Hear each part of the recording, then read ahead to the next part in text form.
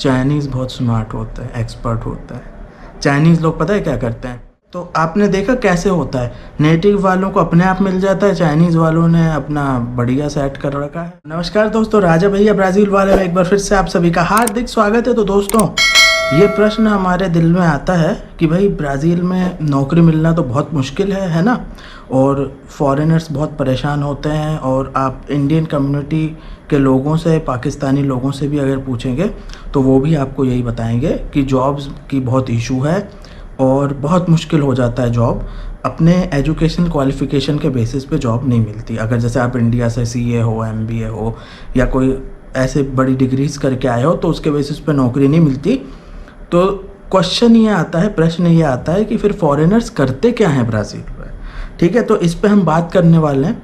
तो फॉरेनर हम एक जनरल टर्म इसका इस्तेमाल नहीं करेंगे, हम उसको और जो है तोड़ देंगे।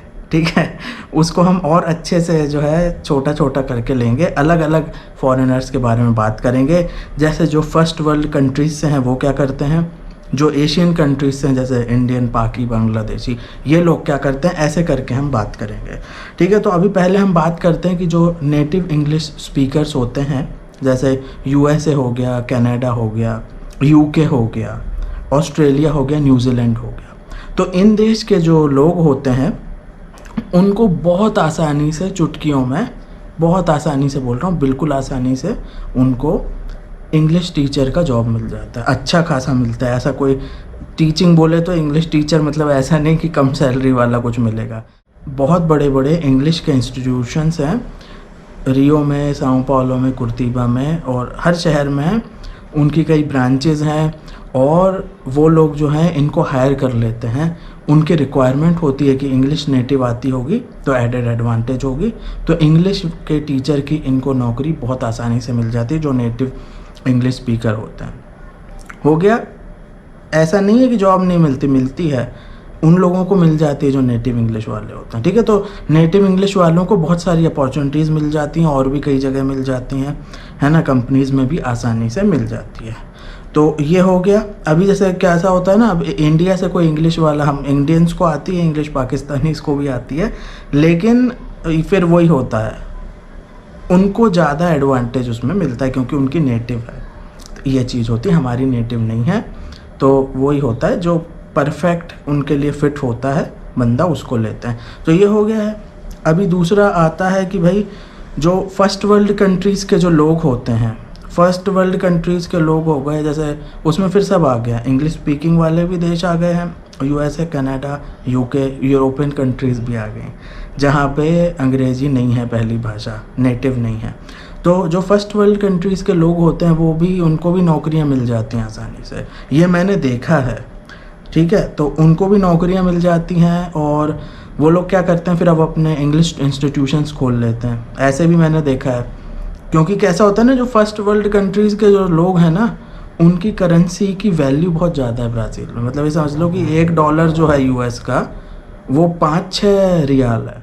मतलब कि अगर वो $10,000 ब्राज़ील लेके आ रहे हैं तो वो 50,000 रियाल हो रहा है। तो बहुत बड़ा अमाउंट है वो। ठीक है, अभी इंडिया का कैसा है, 1 रियाल 13-14 रुपये का है। ठीक है, तो हमारा जो करेंसी है वो वीक है, तो ये चक्कर हो जाता है। ठीक है, तो अगर आपको अमाउंट इन्वेस्ट करना होगा ब्राज़ील में तो बहुत बड़ा अमाउंट इन्वेस्ट करना पड़ेगा। उनके लिए वो कम हो जाता है, उनके लिए, है ना, उनकी करेंसी ज़्यादा स्ट्रॉन्ग है। और यूजुअली ये जो फर्स्ट वर्ल्ड कंट्रीज़ के लोग होते हैं उनकी थोड़ी फाइनेंशियल जो स्थिति होती है वो बेहतर होती है ना, वो फाइनेंशियली स्ट्रॉन्ग होते हैं और उनकी कैपेसिटी होती है, कैपेबिलिटी होती है कि वो वहाँ बिज़नेस कर लेते हैं। तो बहुत सारे लोग हैं वो अपने इंग्लिश इंस्टीट्यूशंस खोल लेते हैं और किसी चीज़ का बिज़नेस कर लेते हैं। मैंने देखा था कि शायद कोई एक यूके का बंदा था, ऐसे कहीं का था, बड़े देश का ही था, गोरा, और फर्स्ट वर्ल्ड कंट्री का ही था। तो उसने क्या किया था, साओ पाउलो में अपना जो होता है ना कैफ़े शॉप खोल लिया था। मतलब वो बर्गर एंड ऑल, है ना, मिल्क शेक्स, तो वो उसका जॉइंट उसने खोल लिया था और उसका चल भी रहा था बहुत ज़बरदस्त। तो ये क्या होता है ना, फर्स्ट वर्ल्ड कंट्री वाले लोग ऐसे नहीं होते कि हमें धंधा सेट करना है और बस उसमें ही लगे रहना है। इंडिया पाकि लोग ऐसे ही सोचते हैं, ठीक है। इंडियन पाकि जो धंधे सेट करते हैं बाहर, वो अपने सेट हो जाते हैं। अभी मैं आपको बताता हूँ कि इंडियंस और ब्राज़ीलियंस की जो थिंकिंग है ना वो सेम है। ब्राज़ीलियन लोग भी ऐसे ही सोचते हैं, अपना काम नौकरी या धंधा सेट करो और भाई सेट हो जाओ, है ना।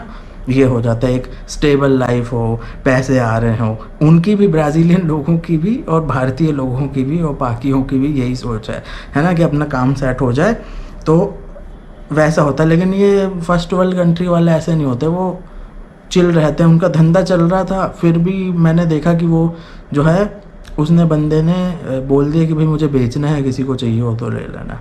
तो ये लोग बहुत चिल होते हैं कि हाँ भाई ब्राज़ील में रह लिया, बिज़नेस कर लिया, एन्जॉय कर लिया, है ना, बस अब चलो वापस अपने देश। ऐसे भी लोग होते हैं, उनकी प्रायोरिटीज़ चेंज होती रहती हैं, वो अलग अलग ढंग से सोचते हैं फर्स्ट वर्ल्ड कंट्रीज़ के लोग, है ना। हम लोग वैसे नहीं सोचते। हमारा है कि भाई धंधा सेट हो जाए, पैसे आने लगे भाई, है ना, वो भगवान की कृपा है भगवान की कृपा है भाई, सेट हो गए और वो चलता रहे। ऐसे ही हमारी इंडियंस की, पाकि, बांग्लादेशी और ब्राज़ीलियन लोगों की भी ऐसे ही सोच है। तो ये हो जाता है, हमें अपना स्टेबल हो जाए कुछ तो ये हो जाता है। तो फॉरेनर्स जो हैं, जैसे मैंने बताया कि फर्स्ट वर्ल्ड कंट्री वाले अपने बिज़नेस कर लेते हैं, उनको नौकरी भी आसानी से मिल जाती हैं। और अब आता है एशियन कम्युनिटी। तो मालिक इंडियन, पाकि, बांग्लादेशी क्या करते हैं, तो देखो कैसा होता है दोस्तों।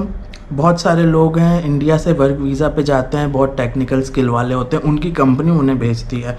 या कई बार ऐसा होता है कि वहाँ की कंपनी को कोई रिक्वायरमेंट होगी वो स्पेसिफिक स्किल की, तो यहाँ से वो लोग बुला लेते हैं वीज़ा स्पॉन्सर करके, और सालों साल वो काम करते हैं। तो ये हो जाता है। तो वर्क वीज़ा वाले लोगों का तो हटा दो। हम यहाँ पे वो बात कर रहे हैं कि जो फॉरेनर डायरेक्ट जाते हैं बिना जॉब के, वो लोग क्या करते हैं। जैसे कोई शादी कर ली किसी ने वहाँ जाके, है ना, गर्लफ्रेंड होगी, या फिर कोई पढ़ने गया और फिर वहीं सेट हो गया। तो ये लोग क्या करते हैं, तो दोस्तों जो लोग डायरेक्ट जाते हैं ना वहाँ, वो लोग फिर बहुत उनको कष्ट झेलने पड़ते हैं, और बहुत सारे लोगों को नौकरियां भी मिल जाती हैं जान पहचान से, है ना।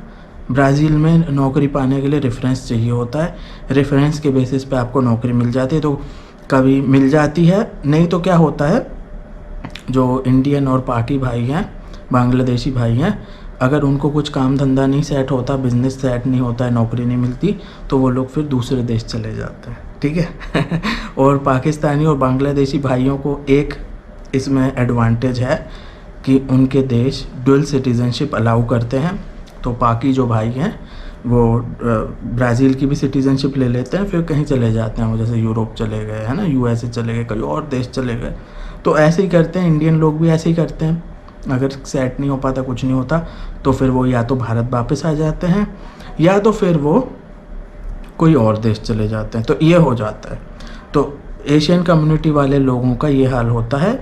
कुछ ना कुछ काम अगर सेट हो गया ठीक है, बिज़नेस सेट हो गया, काम नौकरी मिल गई ठीक है, नहीं तो अपने चले जाते हैं। और कैसा होता है दोस्तों कि अगर नौकरी भी मिलती है तो लो प्रोफाइल जॉब्स होते हैं, मिनिमम वेज वाले।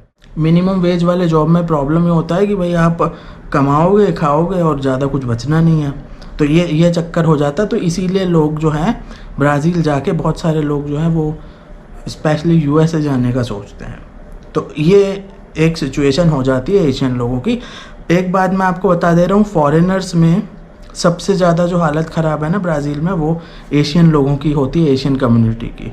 तो यही होता है, क्योंकि अभी देखो इंग्लिश वाले तो नौकरी तुम्हें मिलनी नहीं है, इंग्लिश हमारी फर्स्ट लैंग्वेज नहीं है ना, ये चक्कर होता है। इंग्लिश वाले में फिर वो नेटिव इंग्लिश वाले लोग बाजी मार देते हैं, ठीक है। तो ये चक्कर हो जाता है मालिक। तो ये चीज़ें हो जाती हैं, इसीलिए मैं हमेशा बोलता था कि टेक्निकल स्किल्स आप करिए। ये हो गया। अभी आता है कि भाई चाइनीज़ कम्युनिटी, चाइनीज़ कम्युनिटी जो है ना वो बहुत स्मार्ट है, बहुत बहुत ज़्यादा स्मार्ट। इंडियन कम्युनिटी क्या होता है, इंडियन है, पाकि है, हम लोग बहुत इमोशनल होते हैं, हमारा देश, हमारा खाना, हम इंडियन रेस्टोरेंट खोलेंगे, हम अपने देश का प्रचार करें ठीक है, वो तो है ना कि अरे राजा ये इंडियन रेस्टोरेंट क्यों नहीं खोल लेते। मुझे बहुत कमेंट आए हैं, मुझे बहुत मैसेजेस आते हैं, राजा भैया मुझे इंडियन रेस्टोरेंट खोलना है, राजा भैया तुम क्यों नहीं खोल लेते इंडियन रेस्टोरेंट। हम लोग बहुत इमोशनल फूल होते हैं। हम क्या कहते हैं कि अरे अपना इंडियन खाना बेचो। चाइनीज़ बहुत स्मार्ट होता है, एक्सपर्ट होता है। चाइनीज़ लोग पता है क्या करते हैं, चाइनीज़ लोग चाइनीज़ फूड नहीं बेचते। चाइनीज़ लोग क्या करते हैं, ब्राज़ीलियन फूड की दुकान खोल लेते हैं। समझ गए? मतलब मैं इंडियन फूड खोलूँगा, उसका प्रचार करूँगा, मैं बताऊँगा आइए इंडिया का फूड ट्राई करिए, है ना? मैं हाथ पैर मारूँगा। उससे अच्छा मैंने क्या किया, मैंने ब्राज़ीलियन खाने की दुकान, स्नैक शॉप खोल ली, पास्टेल बेच रहा हूँ। वो होता है, एक तो पास्टेल हो गया, उसके बाद गन्ने का जूस हो गया, ठीक है? फिर उसके बाद वो उसमें क्या रहता है स्नैक शॉप में, बहुत सारे होते हैं। 4 चीज़ वाला कुछ स्नैक होता है, फ्रांगो मतलब चिकन वाला स्नैक्स होता है, ठीक है? तो जो नॉन वेज स्नैक्स होते हैं, वेज स्नैक्स होते हैं, ये सब वो लोग बेचने लगते हैं, ब्राज़ीलियन स्नैक्स, ये बता रहा हूँ।